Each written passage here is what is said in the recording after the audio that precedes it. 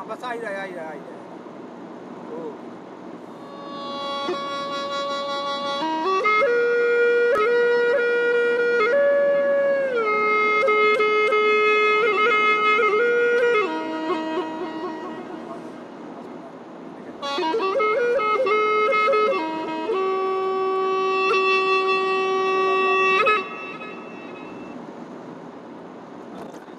ये गांव का नाम रिचकुड़ी है जी ये ऋषियों की कुड़ी है। जी। ऋषियों की कुड़ी है, यहाँ ऋषि मुनि रहते रहे, तो इसीलिए इसका नाम मेन नाम है ऋषकुड़ी। रिचकुड़ी अब तो वो थोड़ा सा प्रभाव बदल गया, न ऋषि कुड़ी है ये। जो यहाँ से जो मूर्ति है हम लोगों की, यहाँ से जो आकार जाता है तो जो ऐसे सिंह जैसा होता है। अच्छा। जे जो इसको मानते अपन के जे ऐसा मूर्ति आता है, और जे जो ऊपर जो खंड है, जे यहाँ मुकुट है इनकी। अच्छा। मुकुट पे जो आप जो राजा थे ना, तो राजा की हम लोग अब राजा को नहीं देखे, हम लोग को कुछ ही को नहीं देखे, तो जो अपन को प्रकृति में आज भी दिख रहा है, आज हमारे चौनी थाना में है वो चीज, प्रकृति की देन है। वहाँ पे जो ग्वाड़ी समाज है उसमें पंडित नहीं वो प्रकृति का पुजारी है। वो प्रकृति को ही पूजता है, उसी से पलता है। और जो आज चल रही है मूर्ति पूजा, हमारे मूर्ति पूजा नहीं करते। तुम्हें तो हमारे स्थान पर जहाँ मिलेगा सो पत्थर मिलेगा, कहीं भी हो। शंकर जी को पूजते हैं तो पत्थर पूजते हैं, दादाजी को पूजते हैं पर ब्रह्मचारी बजरंग तो पत्थर पूजते हैं। खाली हमारे बनावटी जो हाँ मनुष्य बनाता है उस मूर्ति को नहीं पूजते। जो इसको मनुष्य बनाता है, जो मनुष्य ने बनाई है, वो मूर्ति क्या मनुष्य को कुछ दे सकती है? बोलो आप। एक जो झाड़ लगा है प्रकृति है, आम का झाड़ है, उसकी पूजा करेंगे तो हमारे पेट को पालेगा। यहीं से पूरा काम निस्तार करता है, पीने का भी, खाने का भी, निस्तार में भी, जो भी काम में आता है। ये नल धन योजना सर अभी हुई है। अच्छा, नहीं तो पूरा काम यहीं से, शादी विवाह जो भी हो, यहीं से पूरा पानी चल जाता था। और जो टैंकर एंकर वगैरह जो अभी तो जो पंचायत ने दे दिए हैं, कहूँ विधानसभा से आ गए तो वो ही चल रहा है, नहीं तो पूरा काम यहीं से। अब जैसे आज मान लो कर उन्होंने वन विभाग से मत जंगल का है भाई, घर कोई तो पजे नहीं, अब हम जंगल इसे तोड़ के तो लाएंगे। आपने मान लो कर उसकी घोषणा कर दी कि 400 रुपये प्रति सैकड़ा के हिसाब से आपकी पत्ती तोड़ी जाएगी, तो हम लोगों ने कहा ठीक है। तो अब अपन ने मान लो 400 रुपये प्रति सैकड़ा के हिसाब से पत्ती तोड़ने के लिए तैयार होगा, और मान लो कर जैसे भी बनूँ तो अपन ने तोड़ के लाए। अब जब तोड़ के लाए तो उनने मान लो गिनती रोक दी, मान लो लेना रोक दिया। अब पहले सुखाओ तो सुखा भी ली, अब सुखाने के बावजूद तो फिर अब जो मिलो को 300 रुपया, अब 300 रुपया के बाद में जो मिलो को चाना ही नहीं। अब बताइए कि हम जो बनोपज लाए तोड़ के लाए हैं, अब वो हम कौन सी खान में डाल हैं सर? तो हम पिछड़ा हैं कि मान लो आगे बढ़े हैं? बिल्कुल हैं। आज मान लो कर हैं जैसे हर्रई है, बहेरा है, लाख है, गोंद है, घोंट है, और जैसे मान लो कोई बनोपज अपनी जैसे जब मेन महुआ है, तेंदू पत्ता है, तो ये तो है ही हमारे बनोपज। और इसी से हमारे मान लो जो सियाने पूर्वज थे तो वे मान लो कर हैं इसी से अपने बाल बच्चों को भरण पोषण कराते। अब वे सारी की सारी चीज़ें थोड़ी सी अपन के हटके हो गई तो अपन तो पीछे हो गए सर। हमको ये लग रहा है कि जब हम वन भूमि में हमारा अधिकार जो हटा दिया जाएगा, तो हम फिर यहाँ से मान लो करके क्या करेंगे, जंगल की ओर जा नहीं पाएंगे। तो यानी कि हमारा जीवन ही रहना उचित नहीं है, मान लो इस वन भूमि में रह कर के रहना भी उचित नहीं है, क्योंकि हमारे बाल बच्चे कहाँ अपने जीविका चलाएंगे।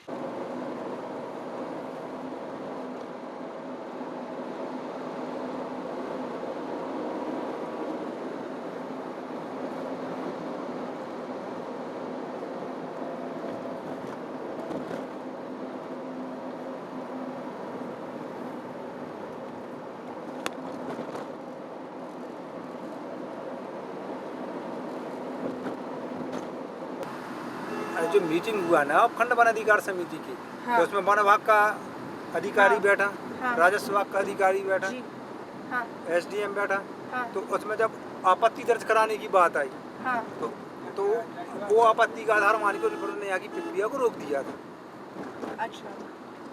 तो उसको लेके फिर लोगों के द्वारा जो ग्राम सभा के प्रस्ताव थे, दावा फॉर्म लगाए थे, उन लोगों ने बात करी, मगर उच्च अधिकारी ने उस पर कोई ध्यान नहीं दिया। तो जिन लोगों की प्रक्रिया चल रही थी दावों की, तो उनको ज़मीन पे बोला कि आप कोई ज़मीन पे आप खेती कर रहे हो तो 6 महीने बाद ये गाँव खाली होना है। तो उनको खेती करने से भी रोकने के लिए परेशान किया गया। उसकी भी शिकायत कलेक्ट्रेट में की गई, लेकिन उनकी तरफ से कोई विचार नहीं किया गया। अच्छा। तो उसको लेके लगातार बात हुई। हाँ। तो ये निकल के आया पूरा मामला कि उपखंड वन अधिकार समिति से गाँवों को उन्होंने इस वजह से खाली किया था कि नौरादी वन अभ्यारण्य में जो प्रस्तावित गांव है, जिन गांव में आपने दावा फॉर्म भरे हैं, इन दावों का इसलिए निराकरण नहीं हो सकता क्योंकि यहाँ पे विस्थापन की प्रक्रिया चल रही है। ये वाला नौरादेही अभ्यारण्य क्षेत्र एरिया है। ये वाला जब यहाँ वीरांगना रानी दुर्गावती टाइगर रिजर्व बनाया जाता है तो फिर इस मानचित्र को यहाँ से जोड़ के यहाँ से ले जाके यहाँ रानी दुर्गावती टाइगर रिजर्व तक जोड़ दिया जाता है। जो जहाँ से ये टाइगर रिजर्व कॉरिडोर बनाया गया है तो यहाँ तो सबसे सघन बस्तियाँ हैं, सबसे सघन ग्रामीण क्षेत्र बसाहट है इस क्षेत्र में। और जो 12 गांव का हमने नोटिफिकेशन को चैलेंज दिया है वो यहाँ है, वो यहाँ 12 गांव यहाँ है नोटिफिकेशन में। तब यदि इनको नोटिफिकेशन तैयार करना था तो नोटिफिकेशन अगर जो तैयार करते तो इसको इसकी दक्षिण सीमा ये जोड़ देते।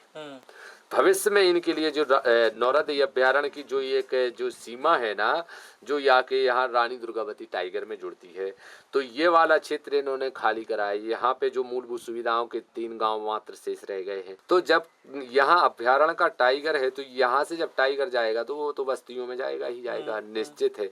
जब बस्तियों में जाएगा तो एक विवाद खड़ा होगा। जब विवाद खड़ा होगा तो सरकार को मजबूरन इस सीमा पर एक वार्डर बनानी होगी ताकि टाइगर इस बसाहट पर न जा पाए और इस बसाहट में न जा पाए।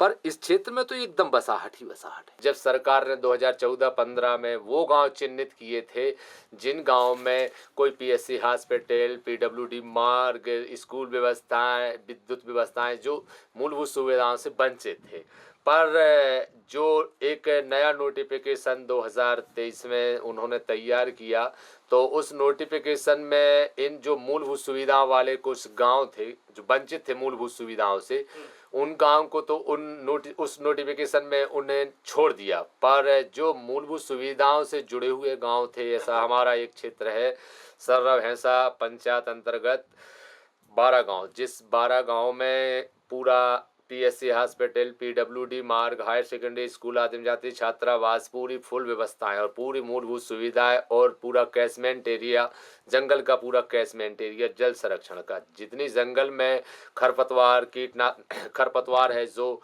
और पशु जंगली जानवरों का गोबर है जो सब पूरा बह के आता है, तो उस कैशमेंट एरिया का 2-5 किलोमीटर दूर से इस क्षेत्र की कृषि में से होता जाता है। तो वैसे ये 12 गांव की कृषि एक जैविक नॉन पेस्टिसाइड मैनेजमेंट के अंतर्गत उत्पादित है।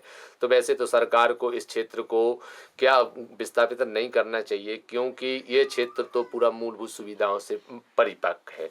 तो वो टाइगर 2018 में जब लाते हैं तो उस टाइगर में आज तक की तारीख में लाने का खर्च उनका, उसकी रख रखाव में हाथी वगैरह का विभागों का खर्च कितना है और उन टाइगरों से कितना इन्होंने मोबिलाइजेशन करके कितना बेनिफिट कमाया। हमारा तो बेनिफिट हर रबी खरीफ सीजन में सरकार को देखने मिलता है। हम जब उपार्जन केंद्र में हजारों कुंटल अनाज पैदा करके देते हैं तो हमारा तो स्पष्ट दिखता है, रबी खरीफ सीजन में, तीनों सीजन में देख लो। पर यदि टाइगर से कोई ऐसा बेनिफिट हुआ हो, सरकार को मोबिलाइजेशन हुआ हो 2018 से खर्च के अलावा, तो सरकार हमें दिखाए। टाइगर क्षेत्र में जो भी काम होगा वहाँ ना कोई मीडिया जा पाती है, ना कोई ग्रामीण लोग जा पाते हैं। तो जंगल में मोर नाचा किसने देखा?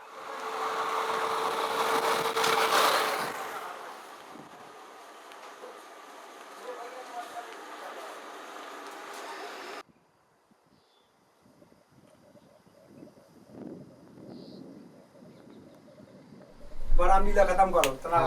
हाँ हो गई के होगा चालू होगा मजा नहीं आवे पैसा बंद होगा वो तो। अच्छा चला ना वो तो। गांव में कितने मकान थे तब? कितने? 100। हाँ। तो अब 6 कैसे बचे सिर्फ? अब उन्होंने पैकेज में लगाओ। पैकेज मतलब? पैकेज पैसा में लगा सो सब चलेगा। हमारा मिली नहीं सो हमारा रुके हैं। कोई निश्चय नहीं है जो के बनगांव है कि नहीं बनगांव आए, कागज लगा तो बिल्कुल हार गए हम। स्थापन में हम अपनी ज़मीन बेबो समझ रहे हैं। हम कलेक्टर के ते हो आए विद्याबो नहीं सोच रहे तो हम अपनी ज़मीन कर सकते हैं। हम नहीं भाग सका। कंडा नकड़ गया, हम सब ला सका थे जंगल से, हमें रोक विवारो नहीं आए कोई, न हम का खाएंगे उते। हम अपनी जमीन पे हैं। अपनी मर्जी से गए क्या? मर्जी से नहीं गए यहाँ, सरकार ने भगाओ है। क्यों सरकार उस जमीन पे क्या करना चाहती है, क्यों भगा हुआ है? अब का पता क्या करने चाहने उन्होंने। और कैसे भगाया उन्होंने, क्या किया? उठाओ का खाली करो, ने भगो तो जानवर छुड़ा रहे। अच्छा। हाँ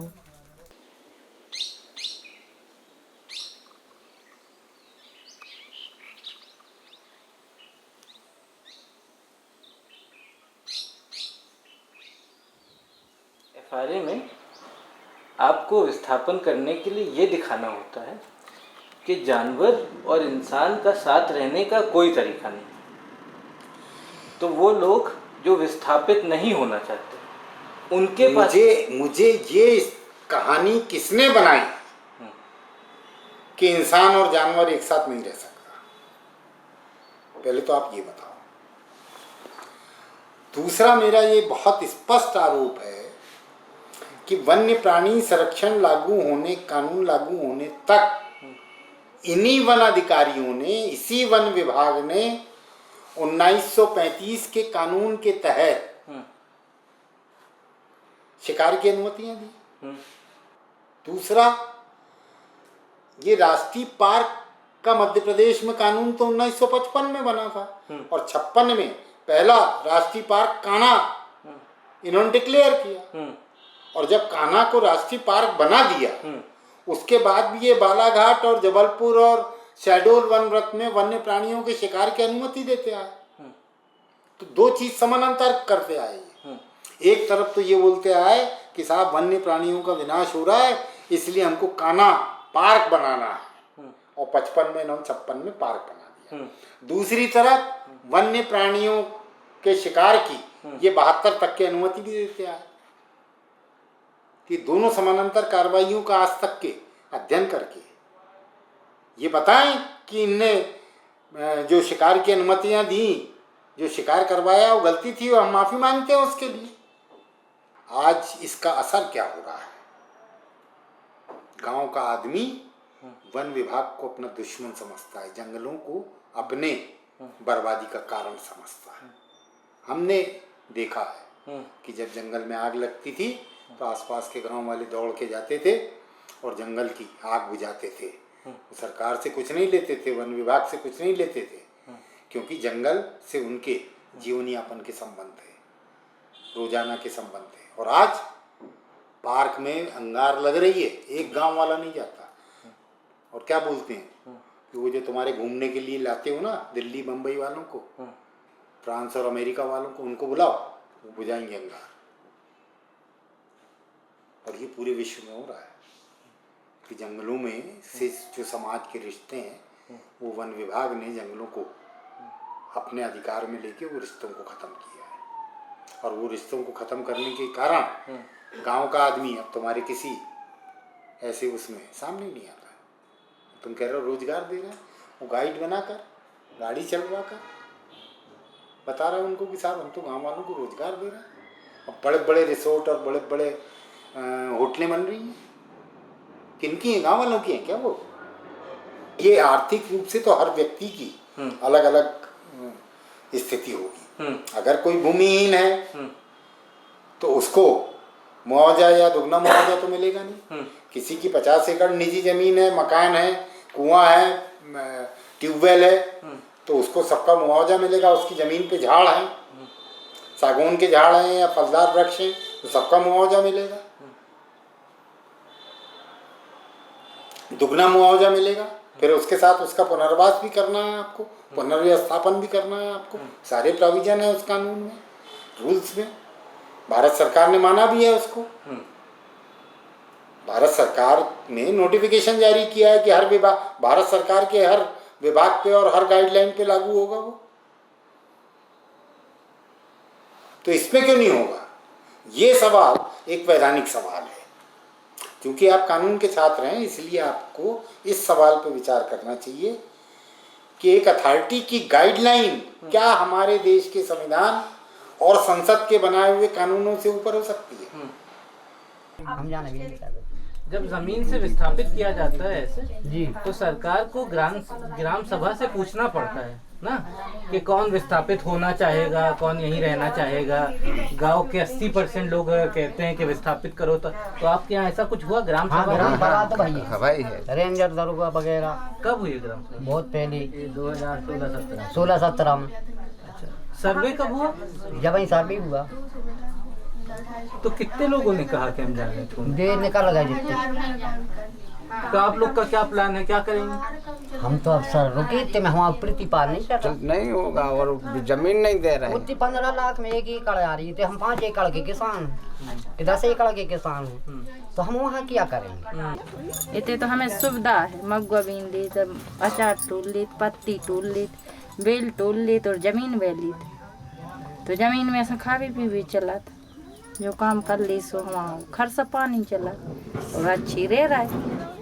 और तुम 15 लाख दे रहे, इतने की हम शादी करेंगे कि जमीन लेंगे कि मकान बनाएंगे, क्या करेंगे? उतने बाल बच्चों को पढ़ाएंगे, तो बाल बच्चों को पढ़ाएंगे। अभी सामान धो रहे ना, अभी नहीं भाग रहा है, माना भाग जाएंगे। अभी कहा 2 दिन लग जाए, 3 दिन लग जाए, जितने दिन लग जाएंगे। वो तो अभी ऐसा है कि पाली हैं, 2 पाली हैं, और आपकी मर्जी है, आपको भागना है कि नहीं भागना है। वो भाग जाए सही और नहीं भाग रहा है का है, कोई बात नहीं। वो तो भगा रहे वे लोग, अपन क्या करेंगे? गरीब आदमी बाहर निकाल रहे हैं, अपन क्या करेंगे?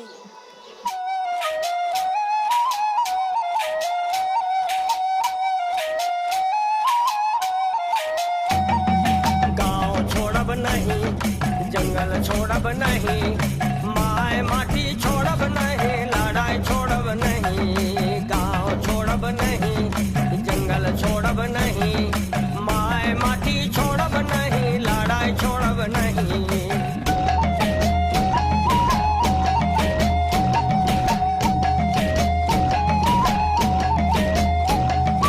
बांध बनाए, गाँव डुबोए, कारखाना बनाए, जंगल काटे, खादान कोड़े, सेंचुरी बनाए।